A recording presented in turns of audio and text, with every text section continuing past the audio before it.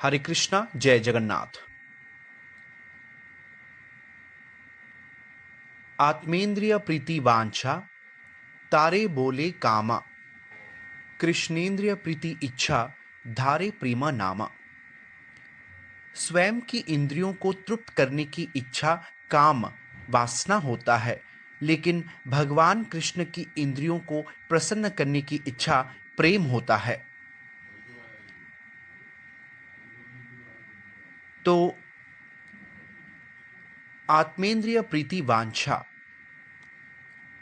हमारी इंद्रियां हैं, यह शरीर, और वे हमें चला रही हैं। तो यह जो भी पूछता है हम उसे देने की कोशिश करते हैं, वह काम है, वासना, काम। कृष्णेंद्रिय प्रीति इच्छा धारे प्रेमा नामा। लेकिन भगवान कृष्ण की इंद्रियों को प्रसन्न करने की इच्छा प्रेम होता है। एक बार नारद मुनि द्वारका गए थे। वहां उन्होंने श्री कृष्णा को अपने महल में देखा। अपना सिर पकड़े हुए सो रहे थे और हर कोई उनके आसपास था। उन्हें सरदर्द था। लोग पूछ रहे थे क्या हुआ। तो कृष्ण ने कहा मुझे बहुत अधिक सरदर्द हो रहा है। इसलिए बहुत से लोग उन्हें मदद करने की कोशिश कर रहे थे।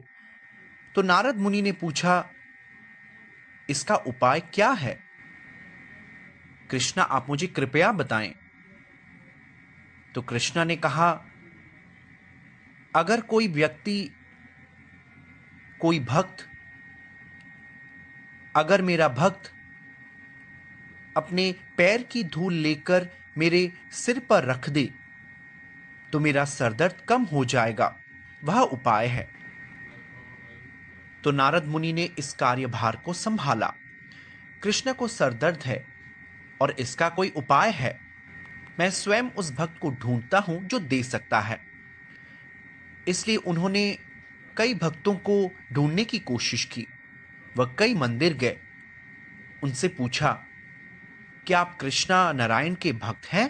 उन्होंने कहा हाँ हाँ, हम बहुत अच्छे भक्त हैं, हम कृष्णा के भक्त हैं, हम नारायण के भक्त हैं। फिर नारद मुनि ने पूछा क्या आप अपने पैरों की धूल दे सकते हैं? भगवान कृष्ण को सरदर्द हो रहा है। अगर वह अपने सिर पर धूल लगाते हैं तो उनका सरदर्द दूर हो जाएगा। तो लोगों ने कहा नहीं नहीं नहीं, मैं अपने पैर कैसे दे दूं, मैं नरक में चला जाऊंगा। हम प्रभु के चरणों को अपने सिर पर ले सकते हैं, वह भक्ति है। आप प्रभु पर अपने पैर कैसे रख सकते हैं? वह भक्ति नहीं है। नहीं नहीं, मैं समझ सकता हूं, लेकिन कृष्ण को सरदर्द हो रहा है और उन्होंने ऐसा करने को कहा है। उसने कहा नहीं नहीं, मैं नहीं कर सकता। तो नारद मुनि हर जगह ढूंढने लगे।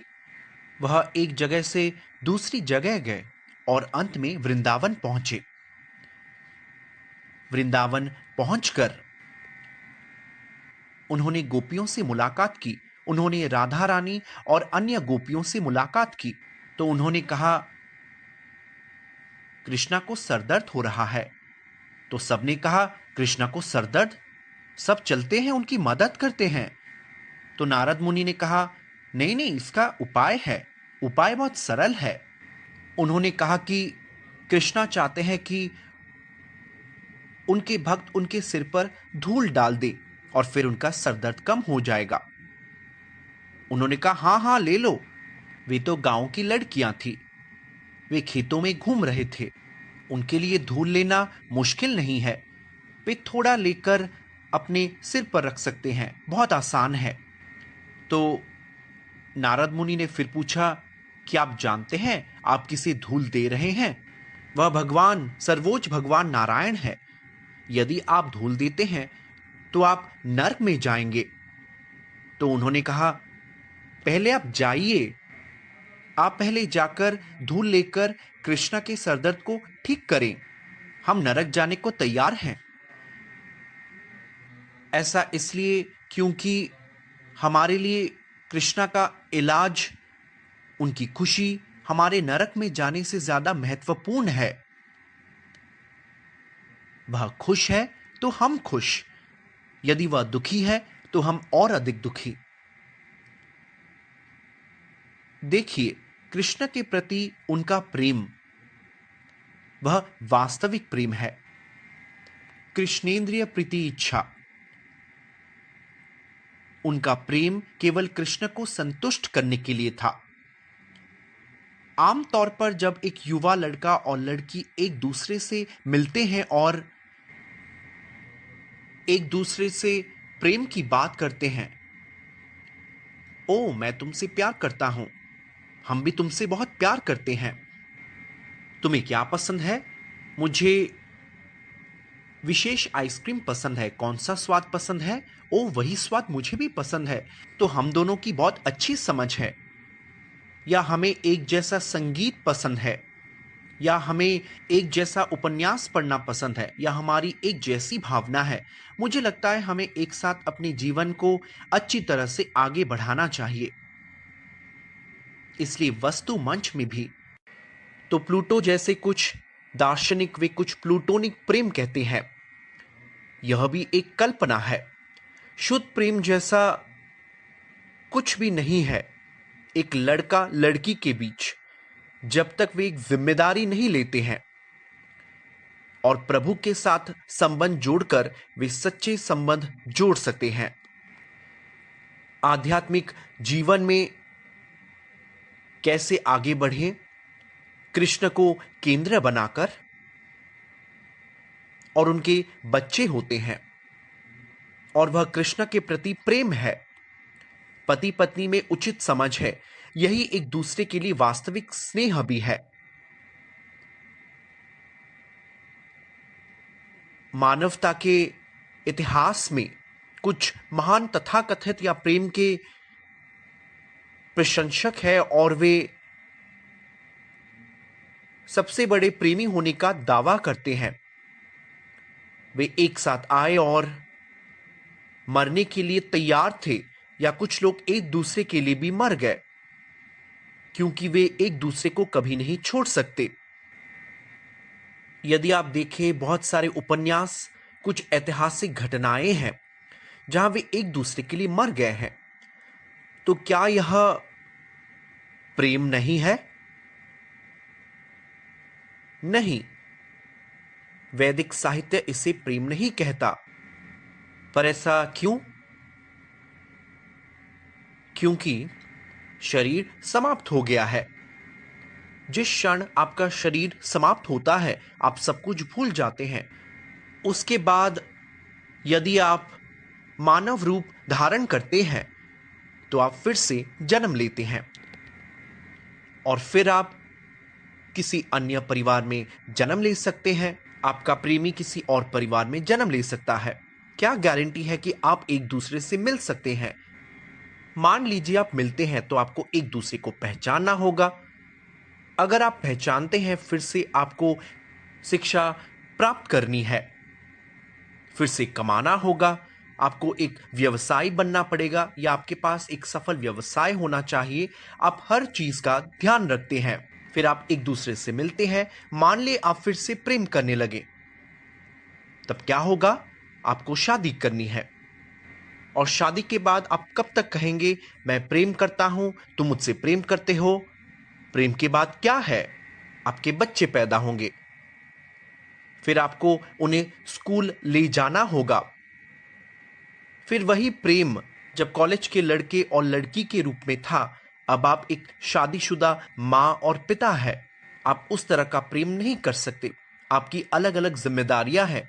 आपको पैसे कमाना है और उसके बाद आपका कर्तव्य है उन्हें बड़ा करना। फिर वह बड़े होने के बाद आपको यह देखना चाहिए कि उनके पास एक उचित नौकरी है। फिर उनकी शादी हो जाती है, तब तक आप बूढ़े हो जाते हैं। फिर आपके पत्नी या पति के प्रति प्रेम वह दिन ब दिन घटता जाता है। वह वर्तमान बच्चों के लिए अधिक है। आप उस प्रेम को अब बच्चों के साथ साझा करें। पति के लिए वह 50% प्रेम आमतौर पर बच्चों को हस्तांतरित होता है। कोई गारंटी नहीं, लेकिन कुछ लोग ऐसा कहते हैं। इसलिए जब ऐसा होता है तो पति कभी कभी खुद को उपेक्षित महसूस करता है। जिम्मेदार पति महसूस नहीं करता, लेकिन कभी कभी वे उपेक्षित महसूस करते हैं। तो वह लालसा, तुम मुझे प्रेम करते हो, मैं तुमसे प्रेम करता हूं, अब यह उनका अपना खून, अपना डीएनए है, उनका बच्चा है। तो प्रेम को तीसरे व्यक्ति को स्थानांतरित करना होगा। तो यह प्रेम जो हम सोच रहे हैं, उसका आत्मेंद्रिय प्रीति वांछा, आप केवल अपनी इंद्रियों से प्रेम करते हैं। जब आप कहते हैं मैं किसी से प्रेम करता हूं, वास्तव में आप अपनी नजरिए से प्रेम करते हैं। वैदिक साहित्य में प्रेम को कर्तव्य के रूप में माना जाता है। आधुनिक शब्दावली में प्रेम अधिकारों से जुड़ा हुआ है। संपूर्ण भारतीय सभ्यता, वैदिक सभ्यता, पिता के, एक बच्चे के, एक राजा के, नागरिकों के कर्तव्य के बारे में बोलती है। और हमारे आधुनिक नागरिक कानूनों के बारे में बोलती है। पति का अधिकार क्या है, बच्चे का अधिकार क्या है, बाल अधिकार है। विशेषकर पश्चिमी देशों में आप उन्हें डांट नहीं सकते, उन्हें दंड नहीं दे सकते। भारत में गांव में शिक्षक बड़े बड़े बेंत रखते थे, और अगर बच्चे किसी चीज का पालन नहीं करते, पुरानी पीढ़ी के बच्चे जानते होंगे कैसे उनकी पिटाई होती थी, और वे कई बार ठीक भी हो जाते थे। जरूर कोई मतभेद है, ऐसा नहीं कि हर किसी को उसी तरह पीटना पड़ता है, लेकिन वे ठीक हो जाते थे। और अब हम बच्चों को डांट नहीं सकते, पीट नहीं सकते, उन्हें सम्मान देना होगा। निश्चित तौर पर हमें उचित सम्मान देना होगा, सम्मान देने से इनकार नहीं किया जाता, लेकिन वे सभी बच्चे हैं। अगर आपको उन्हें कुछ दंड देना है, मतलब आप उन्हें कुछ तुच्छ काम करने को कहते हैं, बचपन से आप उन्हें अहंकार, झूठे अहंकार के साथ नहीं रख सकते। आप ऐसे ऐसे व्यक्ति हैं, तुम इतने महान बच्चे हो, आप बच्चों को कुछ अच्छा काम करने के लिए उत्साहित कर सकते हैं, लेकिन इस तरह से नहीं कि कुछ वर्षों के बाद वे पूरी तरह से बेकार बच्चे बन जाएं। वे नहीं जानते माता पिता या अपने पड़ोसी या अपने मित्रों का सम्मान कैसे करते हैं। इस तरह की बेकार परवरिश से हम इस दुनिया में बढ़ रहे हैं, सब प्रेम के नाम पर। अगर आप कहते हैं हम अपनी पत्नी से, अपने पति से, अपने बेटे से प्रेम करते हैं, वास्तव में आप केवल अपने आप से प्रेम करते हैं, क्योंकि आप अपनी पत्नी या पति की मदद नहीं कर सकते। आप अपने बेटे या बेटी से प्रेम कर उन्हें उचित जीवन नहीं दे सकते। लेकिन वैदिक सभ्यता में बहुत स्पष्ट रूप से कहा गया है, मित्र मत बनो, पिता मत बनो, जब तक आप उनकी मदद ना करें। यही प्रेम है, यही जिम्मेदारी है। असली प्रेम तब शुरू होता है जब आप किसी की मदद करने की कोशिश करते हैं। आप केवल अपने आप को प्रेम नहीं कर सकते। इसलिए जब हम कहते हैं कि वह मेरा भाई, वह मेरी बहन है, वह मेरा बेटा, मेरी बेटी है, मेरा पहलू इतना मजबूत है, जानवरों के लिए भी वही है। तो महान क्या है? जानवर भी अपने बच्चों की देखभाल करते हैं। अंतर यह है कि अगर जानवरों के लिए 10 ब्रेड के टुकड़े फेंके जाते हैं तो हर जानवर सोचता है मुझे केवल इसे पकड़ना होगा। वह नहीं सोचते कि दूसरे जानवर जो मेरे बगल में है उसे साझा करूं। लेकिन मनुष्य का उच्च इंद्रिय होता है। जब किसी परिवार में कुछ दिया जाता है तो परिवार के बुजुर्ग सदस्य अपने बच्चों को तुरंत देना चाहते हैं। अगर कुछ अच्छे मित्र हैं तो कुछ लेकर उन्हें लगेगा कि ओ, मुझे अपने परिवार, अपने मित्रों के साथ साझा करना है। यह सभ्यता है।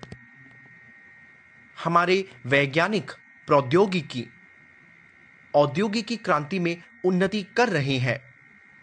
यह दुनिया कैसे बनी? यह लगभग 40,000 साल पहले एक तरह की सभ्यता के साथ शुरू हुई। 20,000 साल पहले हमने वो किया है। हमने पिरामिड बनाए। उसके बाद मानव सभ्यता बाद की शताब्दियों में आई और पिछले 500 साल पहले औद्योगिकी क्रांति हुई थी और अब हम अंतरिक्ष में जा रहे हैं। अभी हमारी बहुत उन्नति हुई है। इसका परिणाम क्या है? सांस लेने के लिए हमारे पास ऑक्सीजन नहीं है। दिल्ली भारत का सबसे प्रदूषित शहर है। भारत का सॉफ्टवेयर राजधानी शहर बैंगलोर, जिसे गार्डन सिटी कहा जाता था, अब वह गार्डन सिटी नहीं रहा। अब यह सबसे प्रदूषित शहर है। यह दूसरे शहरों के साथ प्रदूषण में प्रतिस्पर्धा कर रहा है। 500 साल पहले औद्योगिक क्रांति नहीं हुई थी, न ही वायु प्रदूषण क्रांति थी। हर कोई खुली हवा में सांस ले सकता था और कोरोना महामारी के बाद हमने कुछ जगहों पे भाप बेचने के बारे में सुना है। उसी तरह प्रदूषित शहरों में वे ऑक्सीजन बेच रहे हैं। आप ताजी हवा में नहीं बैठ सकते। प्राकृतिक हवा थी, सब कुछ अच्छा चल रहा था, अच्छा खाना मिल रहा था। लेकिन अब हम सभ्यता की उन्नति की बात करते हैं। सभ्यता की उन्नति क्या है? आप प्रकृति को अपने नियंत्रण में इस तरह ले चुके हैं कि आपने उसे नष्ट कर दिया है। फिर हम अन्य ग्रहों को ढूंढते हैं। चलो दूसरे ग्रह को भी खराब करें, क्योंकि आपको विज्ञान से इतना लगाव है कि मैं दूसरे ग्रह पर जाकर उसे खराब कर सकता हूं। इसलिए अब हम अंतरिक्ष अभियान कर रहे हैं। हमारी पृथ्वी 500 साल पहले औद्योगिक क्रांति नहीं हुई थी। लोगों को उचित भोजन मिल रहा था। तो हम कहेंगे नहीं नहीं, इतने सारे लोग कई बीमारियों से मर रहे थे। हमने बहुत उन्नति की है। हमने उच्च रोग विकसित किए हैं। हम बीमारी पैदा करके इसे फैला सकते हैं। हमारे पास जैविक हथियार है। हम अधिक लोगों को मार सकते हैं। तो हम 500 साल पहले की तुलना में अधिक उन्नत है। सच, यह एक तरह की सभ्यता हमारे पास हो सकती है। और आजकल प्रेम क्या करता है? तो उन दिनों वे बहुत रूढ़िवादी थे। इसलिए आदमी और औरत एक दूसरे से बात नहीं कर सकते। भगवत गीता में ऐसा उल्लेख है। कृष्णा अर्जुन से कह रहे हैं, अगर युद्ध होता है और लोग मर जाते हैं तो महिलाएं पुरुषों से मिलेंगी, प्रदूषित पुरुषों से मिलकर अपना चरित्र खो बैठेंगे। आसानी से उन्हें धोखा दिया जा सकता है। वर्ण संकरा निर्मित होता है। अवांछित आबादी होगी। मान लीजिए पहले वे एक बच्चा चाहते थे तो यह एक रहस्य नहीं था। एक पुरुष और महिला एक उचित समय पर एक उचित व्यवस्था द्वारा एक साथ आ सकते हैं। गर्भोदान संस्कार नाम की कोई चीज थी। संस्कार थे। यदि आप उन्नत मानव है तो आपको संस्कार का पालन करना है। संस्कार का अर्थ है शुद्धिकरण की प्रक्रिया। वास्तव में यह शुरू होता है विवाह से।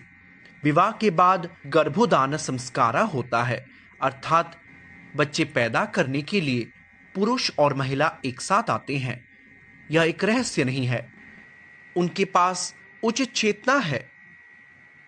जैसे आध्यात्मिक संगठन में प्रभु के नामों का जप करने को सलाह दी जाती है, हमारे आचार्य शीला प्रभुपाद बताया है कि पति और पत्नी कुछ अतिरिक्त फेरों में जाप कर सकते हैं और फिर वे एक साथ आ सकते हैं। पुरुष और महिला की चेतना बच्चे को प्रभावित करती है और वह पिता और माता की समान चेतना के साथ बाहर आता है। पिता एक सज्जन व्यक्ति है और माता का अच्छा हृदय है। कल्पना कीजिए जब उनका बच्चा जन्म लेता है तो उस बच्चे का चरित्र कैसे होगा। वह समाज को बदल सकता है, प्रभावित कर सकता है। एक आदमी किसी तरह महिला को और महिला पुरुष को धोखा देना चाहती है और उनका स्वभाव है कि मैं इस साथी का आनंद लेना चाहता हूं। केवल दो लोग अपनी इंद्रियों पर प्रतिस्पर्धा करने की कोशिश कर रहे हैं और वे अपने भविष्य या चेतना के लिए सोच नहीं रहे हैं। वह गर्भोधान संस्कार नहीं है। इसलिए अभी हमें शादी क्यों करनी पड़ती है? क्योंकि विवाह एक विफलता है। यह सत्य है। हमारे अधिकांश परिवारों में, भारत में भी शादियां विफल हो रही है। वे ज्यादातर सामाजिक मंच पर आधारित है क्योंकि शादी का कोई आधार नहीं है। विवाह एक निश्चित उद्देश्य के लिए किया जाता था, एक इंसान के लिए एक कर्तव्य था। शादी सिर्फ एक रस्म नहीं, एक कर्तव्य है। आजकल शादी का मतलब है अमीर आदमी वह कितनी धूमधाम से शादी कर रहा है और आप कितने पैसे खर्च कर रहे हैं। एक मंत्री ने कुछ करोड़ों रुपए खर्च किए थे और बाद में आयकर लोगों ने उन पर छापा मारा था। वैसे ही कई मामले हैं। वे बड़ा कार्यक्रम का आयोजन करते हैं। अपनी बेटी या बेटी की शादी के लिए मेरे पास बहुत पैसे हैं, तो अमीर आदमी शादी के जरिए दिखाना चाहता है वह कितना अमीर है और एक गरीब आदमी किसी तरह अपनी बेटी की शादी करना चाहता है ताकि किसी तरह उसका बोझ कम होगा। लेकिन दोनों का एक कर्तव्य था। वैदिक युग में शादी करने की जिम्मेदारी एक दूसरे की मदद करना है। पति पत्नी एक दूसरे की मदद करते थे। आध्यात्मिक जीवन में प्रगति करने के लिए, परमेश्वर को समझने के लिए और अपने बच्चों को उचित नागरिक बनाने के लिए उन्हें उचित चेतना प्रदान करना। और इस जीवन में जब वे अपना व्यवसाय कर रहे होते हैं तो उसी जीवन में वे ईश्वर के पास वापस चले जाते हैं, तो वे जीवन मुक्त हो सकते हैं। जीवित रहते हुए भी वे मुक्त हो जाते हैं। इसलिए यह आध्यात्मिक प्रगति संभव है जब पति पत्नी के यह उच्च कर्तव्य, उच्च जिम्मेदारियां होती है, तब वह प्रेम बन जाता है। यह नहीं कि विवाह प्रणाली एक विफलता है। तो अगली प्रणाली क्या है? एक बिल्ली या कुत्ता बनना और आप उन्हें चाट सकते हैं। जैसे कुत्ते को सिंहासन या सोफे पर बैठाया जाता है, आप उसे एक इंसान या राजा की तरह तैयार किए हैं और आप जानते हैं कुत्ते कैसे जूते चाटते हैं। मालिक घर लौटते ही कुत्ता उनका जूता चाटने लगता है। आप एक कुत्ते को राजा बना दो या उसे राजा की पोशाक पहना दो, जूते देखते ही यह नीचे उतरकर उसे चाटने लगता है। तो वह प्रकृति, वातानुकूलित आत्मा का स्वभाव नहीं बदलेगा। इसलिए वह शादीशुदा है या अविवाहित, वह केवल इंद्रिय संतुष्टि के पीछे जाएगा। तो आपका जीभ या आपका इंद्रिया आपसे कुछ मांग रही है और आप आपूर्ति करते हैं। आपको लगता है आप इससे खुश हो जाएंगे। नहीं, यह कहा जाता है आप तपस्या कर रहे हैं, लेकिन आप तपस्या क्यों कर रहे हैं? तपस्या का अर्थ है कठोरता। आप आराधितो तपसा किम, आपको तपस्या आराधितो करनी होगी। मतलब आप किसके लिए आराधना कर रहे हैं? कृष्ण के लिए, हरि के लिए। नाराधितो हरि तपसा किम, आराधितो हरि तपसा किम। यदि आप तपस्या करते हैं यह हरि के लिए है, प्रभु के लिए। यदि प्रभु के लिए नहीं तो किसके लिए कर रहे हैं? यह सब बेकार है। आप योगी, सन्यासी या आप जो भी है, अगर आप इसका उपयोग प्रभु के लिए नहीं कर पा रहे हैं तो ये सब समय की बर्बादी है। इसलिए ढीले चरित्र के इस तरह के लगाव को प्रेम नहीं कहा जाता। यह केवल स्वयं से प्रेम करने की आप कोशिश कर रहे हैं। आत्मेंद्रिय प्रीति, आत्मेंद्रिय प्रीति वांछा, यह आत्मेंद्रिय प्रीति है कामा। यह आत्मेंद्रिय प्रीति केवल वासना है। ऐसा क्यों? क्योंकि आप वासना के लिए कुछ भी करने को तैयार हैं। आमतौर पर बहुत अवैध कहानियां हैं। अवैध कहानी का मतलब पति और पत्नी जिनकी शादी हो चुकी है, लेकिन पत्नी पति के साथ नहीं रहना चाहती, उसका एक और प्रेमी या पति है और पति का एक और प्रेमिका है, तो यह अवैध प्रेम है। तो इस तरह की एक अवैध कहानी है। यह एक वास्तविक कहानी है। तो उसके 2 बच्चे थे। मुझे लगता है वह तलाकशुदा थी या जो भी हो। उसका एक प्रेमी था और पश्चिमी दुनिया में यह काफी आम है। तो उसका प्रेमी और यह महिला रोज मिलते थे। जब वे रोज मिलते थे तो यह महिला कहती थी कैसे उसके बच्चे हमेशा उसके पीछे पड़े रहते हैं, उसे परेशान करते हैं, इसलिए वह रोज उससे मिल नहीं सकती। तो प्रेमी ने उस महिला को प्रभावित किया कि वह कितने समय तक अपने पूर्व पति के बच्चों की देखभाल करेगी। जरा याद करो, तुम्हारा पुराना साथी तुम्हारे साथ क्या किया है। तुम्हें उससे छुटकारा पा लेना चाहिए। तुम्हारे हृदय में उसकी कोई याद नहीं होनी चाहिए। एक मां के रूप में उसने कुछ समय के लिए सोचा। फिर उसे लगा शायद मेरा प्रेमी सही है, मुझे इन बच्चों से छुटकारा पाना चाहिए। देखिए वह किस तरह की मां है। वह अपने बच्चों से छुटकारा पाने की सोच रही है। हर मां के साथ ऐसा नहीं होता। मां बहुत दयालु होती है, लेकिन कुछ अपराधी लोग ऐसे भी होते हैं। इसलिए बच्चों से छुटकारा पाने की उसने योजना बनाई। तो यह प्रेमी और महिला ने योजना बनाई कि कार के सहारे वह एक पुल पर जाएंगे और वह कार से कूद जाएंगे और कार पुल से फिसलकर नीचे आ जाएगी। और इस तरह दोनों ने योजना बनाई और वह महिला कार लेकर आई। वास्तव में उसने इतनी तेजी से कार चलाई कि बच्चे सोच रहे थे शायद मां किसी दौरे पर जा रही है। वे भी किसी दौरे पर जा रहे हैं। तो देखिए वे सभी आनंद ले रहे थे। ओ मां, अच्छा लग रहा है, और तेज और तेज। इसलिए वह तेज रफ्तार से गाड़ी चला रही थी। एक निश्चित समय पर जहां उन्होंने योजना बनाई थी, वह अचानक कार से कूद गई और कार पुल से छलांग मारकर पानी में नीचे गिर गया।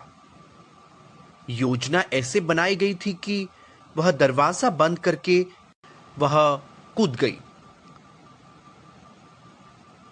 खिड़कियां बंद थी और बच्चे रो रहे थे।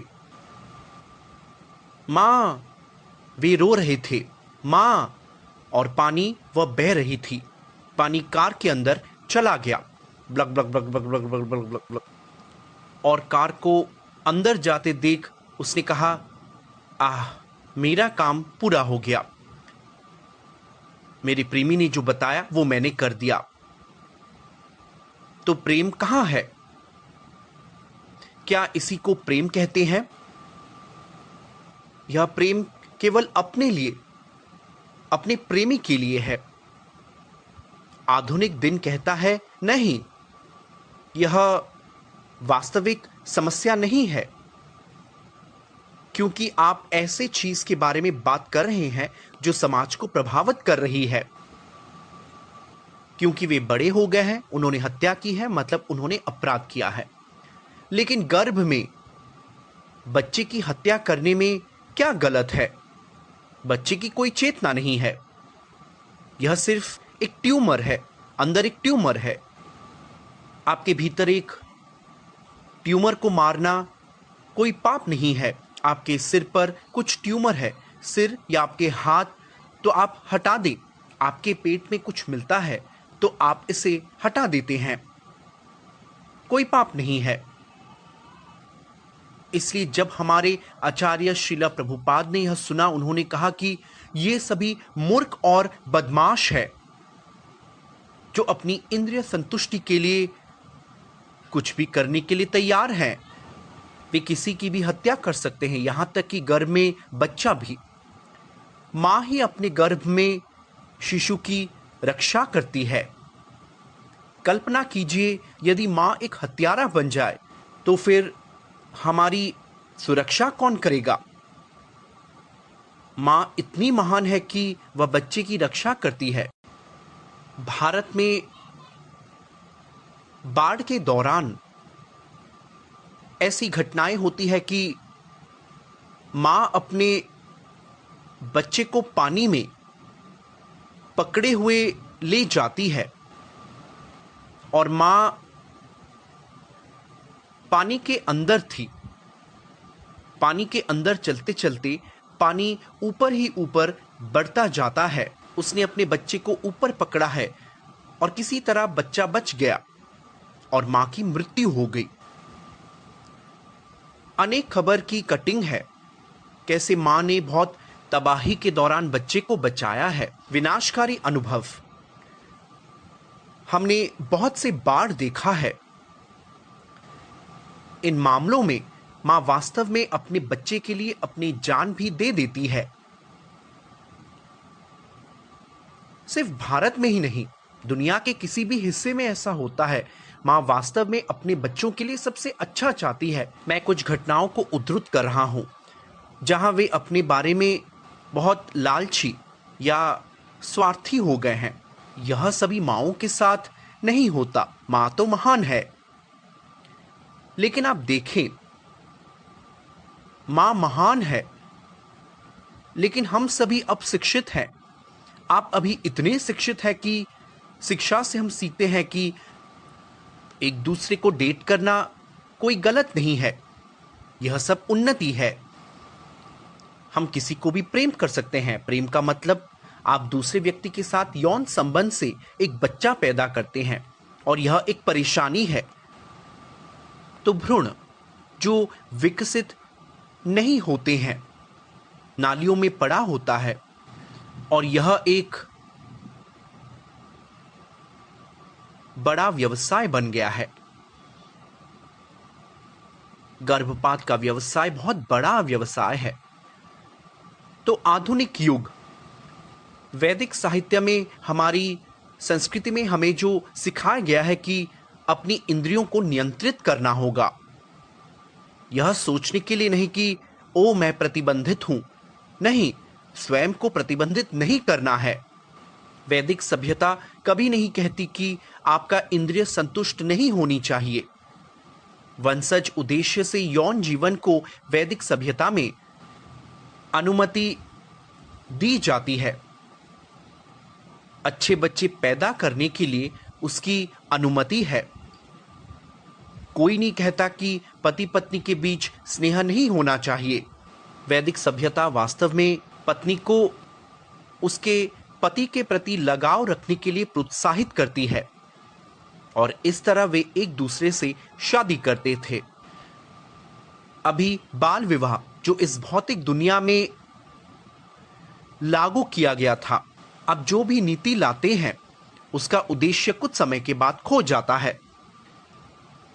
आजकल बच्चों के लिए इंटरनेट की सुविधा है और आजकल बहुत अश्लील बातें दिखाई जाती है, क्योंकि हम सभी आधुनिक सभ्यता में जी रहे हैं। लेकिन उन दिनों ऐसा नहीं था।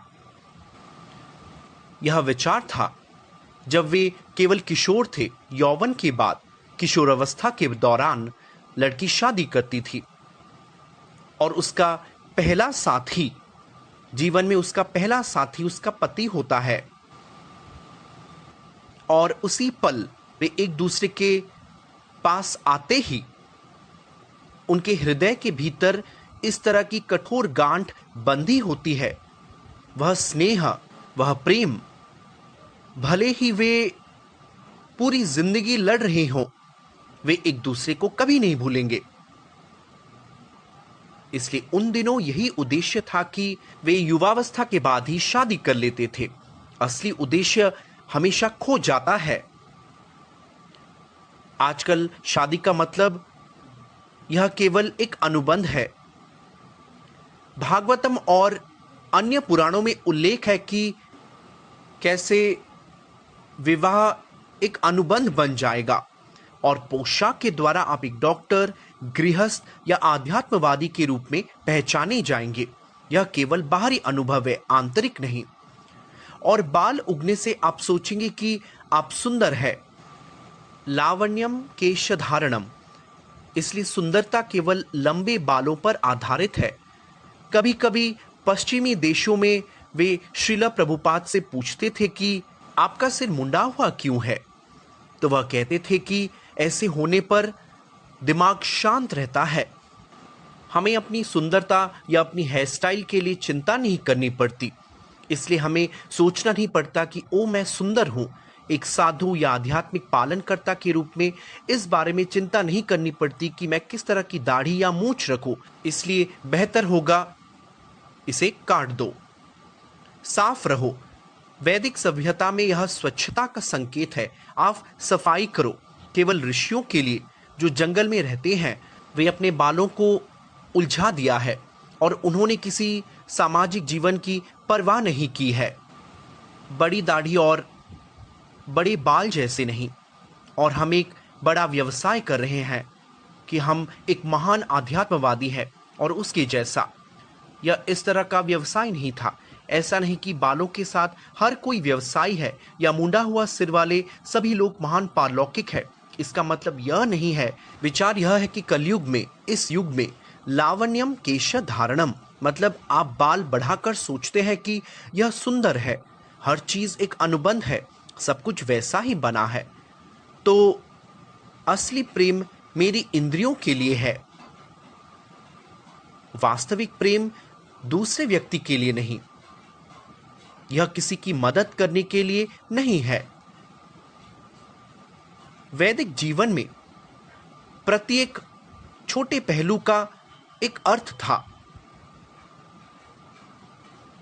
एक बार एक महान राजा अपने परिवार के साथ एक तीर्थ स्थान पर गए और वह अपने परिवार के साथ एक बगीचे में घूम रहे थे। और उसी समय उनके सभी अनुगामी जैसे सैनिक वहां मौजूद थे, क्योंकि वहां राजा थे। इसलिए सभी अपने मंत्रियों और सभी के साथ बात कर रहे थे। और इसी बीच राजकुमारी, शायद वह एक किशोर लड़की थी, वह घूम रही थी और अपने दोस्तों के साथ खेल रही थी। खेलते समय उन्होंने बगीचे में एक बांबी को देखा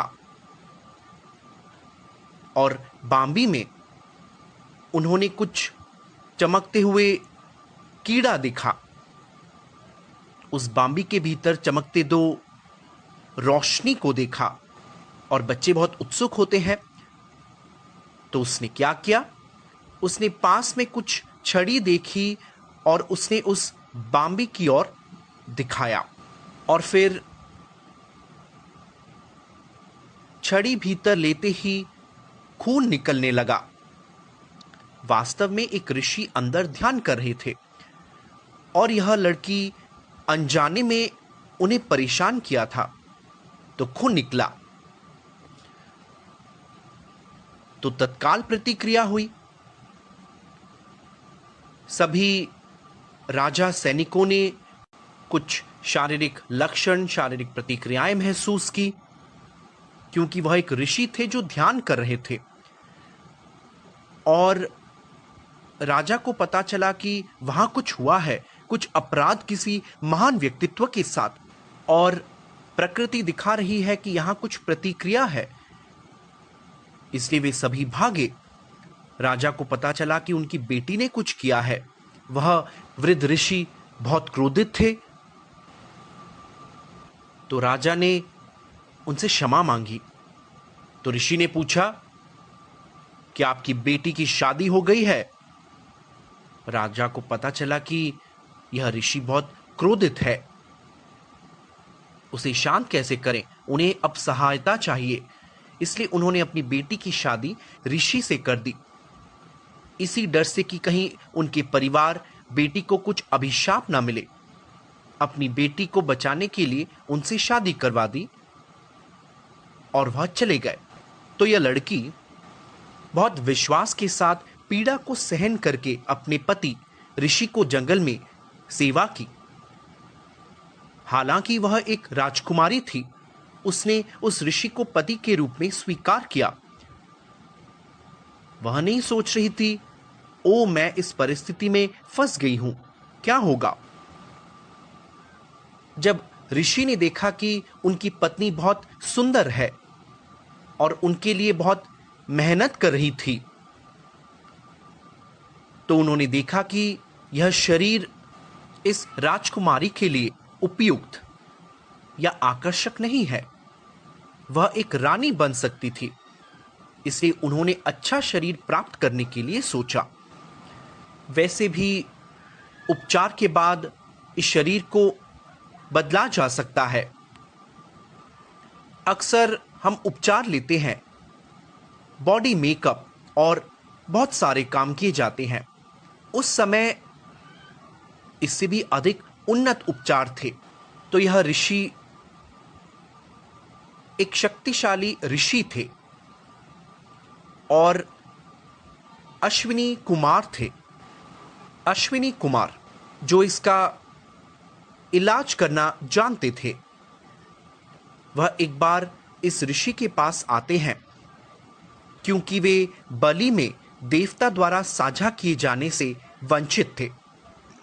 तो इस ऋषि ने कहा, मैं तुम्हें वह दे सकता हूं अगर आप मुझे एक युवा शरीर देते हैं। तो वे सहमत हुए। तो वे उन्हें कुछ झीलों में डुबो दिया। ये झीलें अमृत की झीलों की तरह थी, जो गंदे शरीर को बहुत सुंदर शरीर बना सकती थी। तो इस ऋषि को इतना सुंदर शरीर मिला कि वह एक महान गंधर्व या अन्य देवता जैसे दिखाई दे रहा था। वह प्रशासनिक देवताओं में से एक दिखाई दे रहा था। वे सभी एक जैसे दिखते हैं और वे सभी दावा करते हैं, मैं आपका पति हूं। लेकिन यह लड़की जिनकी शादी हो चुकी थी, वह बहुत पवित्र थी और उसने परीक्षा में उत्तीर्ण होकर अपने पति को पहचान लिया। कुछ दिनों बाद उस राजकुमारी का पिता वापस आया और जब उन्होंने दूर से देखा कि उनकी बेटी एक युवा के साथ खड़ी है, वह बहुत परेशान हुए। इस लड़की ने किसी ऋषि से शादी कर ली और वह अपने परिवार, चरित्र, शिक्षा का नाम बर्बाद कर दी। उसने उस गरीब ऋषि को छोड़कर किसी युवा से शादी कर ली। तो वो बहुत क्रोधित हो गए। उन्होंने अपनी बेटी को डांटना शुरू कर दिया, तुम किस तरह के व्यक्ति हो, उस बेचारे ऋषि के साथ तुमने क्या किया। तो यह लड़की हंस रही थी, क्योंकि उन्हें पता था उन्होंने कोई गलती नहीं की। उसने कहा, आप चिंता मत करो, ये आपके ही दामाद है, उन्होंने केवल अपना शरीर बदल दिया है, उपचार द्वारा उन्हें एक नया शरीर मिला है। तो इसलिए इस दुनिया में भी वैदिक इतिहास में पति पत्नी में इतना लगाव था, भले ही पति योग्य या सुंदर ना हो।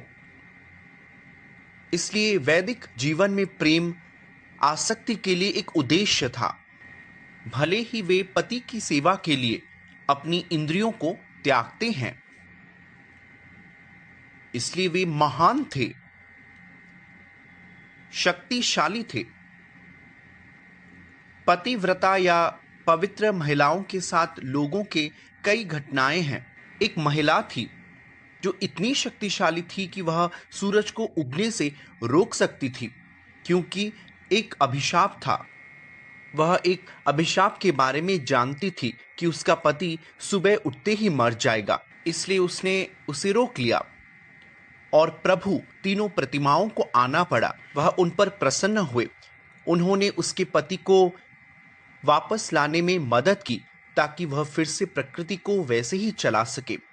इसलिए वे बहुत शक्तिशाली थे। इसलिए अन्य उद्देश्य में बलिदान का प्रेम वास्तव में अपनी इंद्रियों के लिए खुद को बलिदान देने की तुलना में अधिक प्रेम था। लोग कहते हैं मैं आपसे प्रेम करता हूं, मतलब मैं स्वयं से प्रेम करता हूं। अगर आप स्वयं से प्रेम करते हैं, मतलब आप उनको प्रेम करने के लिए कितना तैयार हैं, उनके लिए आप क्या करने के लिए तैयार हैं। एक पति जो बहुत कर्तव्य परायण है, ऐसा नहीं वह अपनी पत्नी के अनुसार सब कुछ करेगा, यह सोचकर कि मैं अपनी पत्नी से प्रेम करता हूं, उसने मुझे यह करने को कहा है तो मैं करूंगा।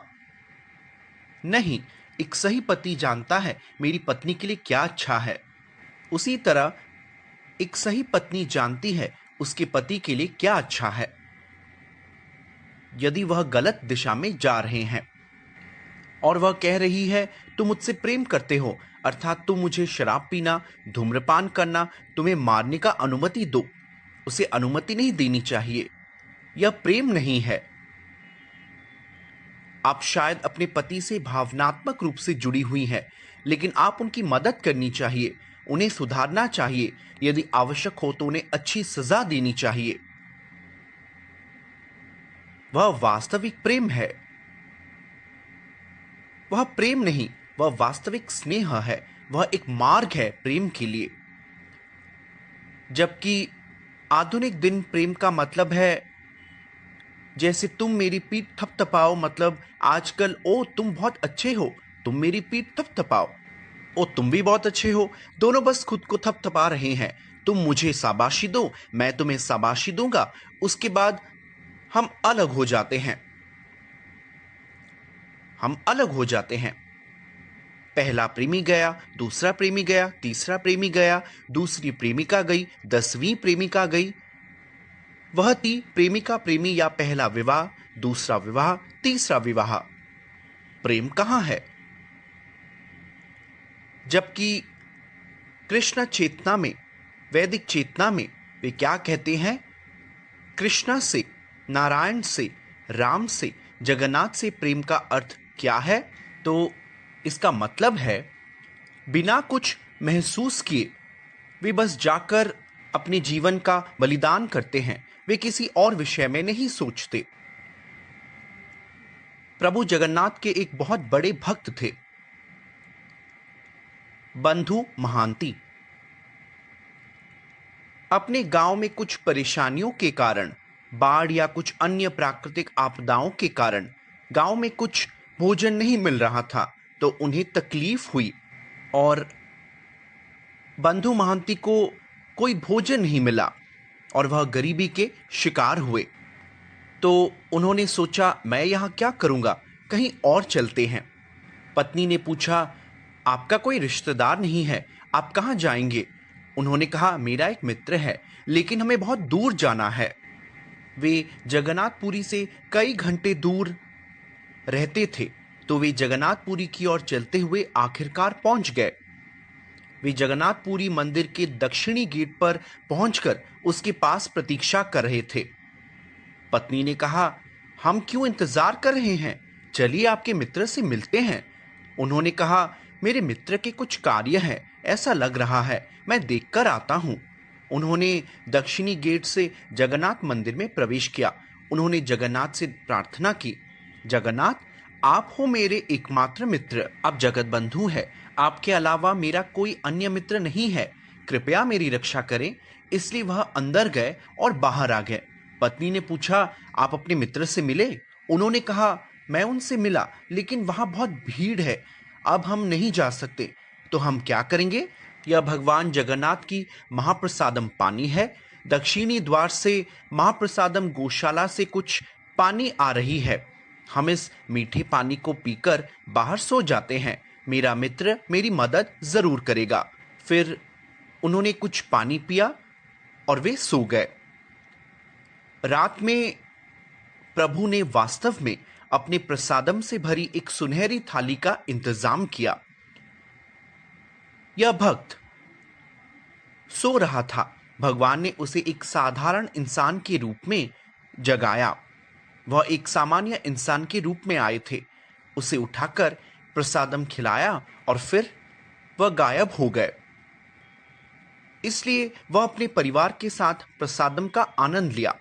लेकिन बाद में अंदर के लोग या पुजारी को पता चला कि भगवान का कोई स्वर्ण पात्र गायब है, और दक्षिणी गेट के सैनिकों को पता चला कि इस व्यक्ति के पास यह है, तो वह निश्चित रूप से एक चोर होगा। तो उसे गिरफ्तार किया गया। गिरफ्तार होने पर उन्हें और अधिक परेशानी हुई। उसने सोचा कि मेरे प्रभु जगन्नाथ, मैं आपके पास आया हूं क्योंकि आप मेरे मित्र हैं, लेकिन मैं अभी बहुत परेशानी में हूं। भगवान जगन्नाथ अपने भक्तों का साथ हमेशा देते हैं। वह वास्तव में राजा के सपने में आए और कहा, राजा, वह मेरा भक्त है, वह मेरा मित्र है, वह मेरे लिए आए हैं। तो राजा को एहसास हुआ कि उन्होंने बहुत बड़ी गलती की है, तो उन्होंने उसे रिहा कर दिया और आवश्यक अनुसार उसको सारे धन संपत्ति दिए। उन्होंने उसका ख्याल रखा। देखिए प्रभु किस तरह से व्यक्तिगत रूप से उनकी देखभाल कर रहे हैं। वह नहीं सोच रहे, ओ वह किसी उद्देश्य से मेरे पास आया है। और भक्त हमेशा सोचता है, मैं भगवान जगन्नाथ के लिए कुछ देना चाहता हूं, वह मेरे मित्र हैं। बिना स्वार्थ के प्रेम होता है। आपको हमेशा प्रेम देना चाहिए। दूसरा व्यक्ति सोचना चाहिए, मैं उन्हें क्या दे सकता हूं, वह प्रेम है। प्रेम के 5 सिद्धांत हैं जिनका उल्लेख भक्ति के अमृत में है। आपको 5 चीजें करनी चाहिए जिससे प्रेम बढ़ता है। वह क्या है? ददाति प्रतिगृह्णाति, देने से। जब आप दूसरों को कुछ तोहफा देते हैं, फिर रहस्य साझा करके, गृह्याति पृच्छति, ये सभी प्रेम से जुड़े हैं। जब आप भगवान को भोग अर्पित करते हैं, ऐसा नहीं कि हम सोचते हैं मैं इसे खा लूंगा। भक्त वह कई वस्तुओं को तैयार कर सकता है। यह नहीं कि उसका लक्ष्य है उसे खाऊंगा। लक्ष्य है मैं प्रभु को कैसे प्रसन्न कर सकता हूं। जगन्नाथपुरी के समीप स्थित अलारनाथ मंदिर में एक ब्राह्मण की कहानी है। वह हर रोज भगवान को गर्म गर्म खीर, मीठे चावल चढ़ाता था। एक बार उसे किसी काम से बाहर जाना पड़ा और उसने अपने बेटे से कहा, मेरे प्यारे बेटे, कृपया आप इस रीति रिवाज का पालन करें। तो जब इस लड़के की मां ने खीर बनाकर उसे दी, तो वह प्रभु के पास जाकर उनके सामने रख दिया। उसने कहा, मेरे प्रिय नारायण अलारनाथ, कृपया आप इस भोजन ग्रहण करें। और प्रभु देख रहे थे। उनके लिए खाने का मतलब है वे देख सकते हैं और वह खा सकते हैं। वे अपनी किसी भी इंद्रिय में भोजन कर सकते हैं। अंगानी यस्य सकलेंद्रिय वृत्ति मंति। अंगानी का अर्थ है कोई भी अंग, आंखें, कान, नाक, जीभ, हाथ। हम अपने हाथ से खाकर मुंह में डाल सकते हैं। जीभ और दांत द्वारा हम चबाकर खाते हैं, फिर वह पेट में जाता है जिसे खाना कहा जाता है, और खाने के बाद कुछ नहीं रहता। मान लीजिए खाने के लिए आपके पास 10 लड्डू है, कुछ नहीं बचता। लेकिन प्रभु के लिए अंगानि यस्य सकलेंद्रिय, मतलब उनके सारे अंग। जैसे जब आप कॉलेज के छात्र थे, तब आप छात्र की तरह सोचते थे कि आप 1 किलो का हलवा भगवान को देते हैं, प्रभु कम से कम 5 ग्राम खाए होंगे, तो उसे मापते हैं। अगर आप किसी पुजारी या प्रोफेसर से पूछें कि सर भगवान ने कहाँ खाया है, वे आपको डांटते हैं।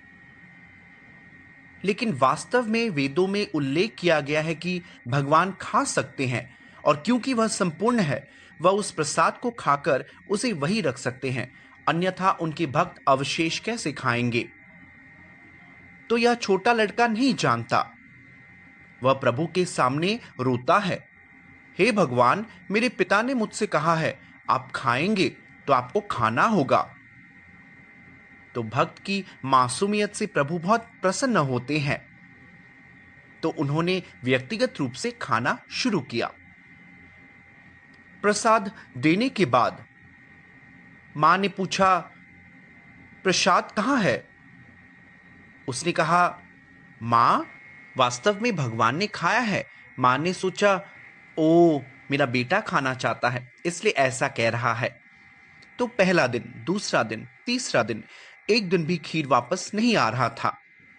मां ने पिता से शिकायत की। पिता ने पूछा, खीर कहाँ है? प्रसादम कहाँ है?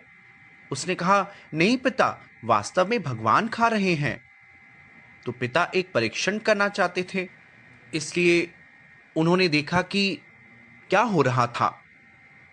प्रभु भोजन खाने की कोशिश कर रहे थे। खाना खाते समय वह बहुत गर्म था। प्रभु को पता चला कि कोई उन्हें देखने की कोशिश कर रहा है। कुछ प्रसादम गर्म गर्म खीर उनके शरीर पर गिर गई, और वह छोटी निशाने प्रभु पर दिखाई देते हैं, जो पुजारी भक्तों को दिखाते हैं जब वह जाते हैं। वह कुछ निशान है, वह उस जगह की कहानी है। तो प्रभु उस बच्चे की भक्ति देख रहे हैं, जो प्रेम है। तो वास्तविक प्रेम का अर्थ है कृष्णेंद्रिय प्रीति इच्छा। भक्त हमेशा कृष्ण के प्रति प्रेम दर्शाना चाहते हैं। यह असली प्रेम है जो पांडव कृष्ण से करते थे। इसी तरह गोपियों को कृष्ण से इतना लगाव था कि वे कृष्ण के लिए कुछ भी करने को तैयार थी। वह यह नहीं सोचते थे कि अगर हम कृष्ण से प्रेम करते हैं तो हमें कुछ मिलेगा। वे हमेशा अच्छे कपड़े पहनते थे, यह सोचकर कि मैं कृष्ण के लिए क्या दे सकती हूँ। कृष्ण बहुत खुश होंगे अगर मैं इस तरह के कपड़े पहनती हूँ। ऐसा नहीं कि तुमने मुझे गुलाब दिया है, मैंने तुम्हें उपहार दिया है, मैंने तुम पर बहुत निवेश किया है, अब तुम मुझे अस्वीकार कर रहे हो, इसलिए एक लड़का लड़की पर एसिड फेंक देगा और लड़की अपने साथी का हाथ काट देगी। अखबारों में ऐसी कई कहानियां हैं कि एक लड़के ने लड़की की हत्या की है, और अक्सर अन्य प्रकार की कहानियां होती है।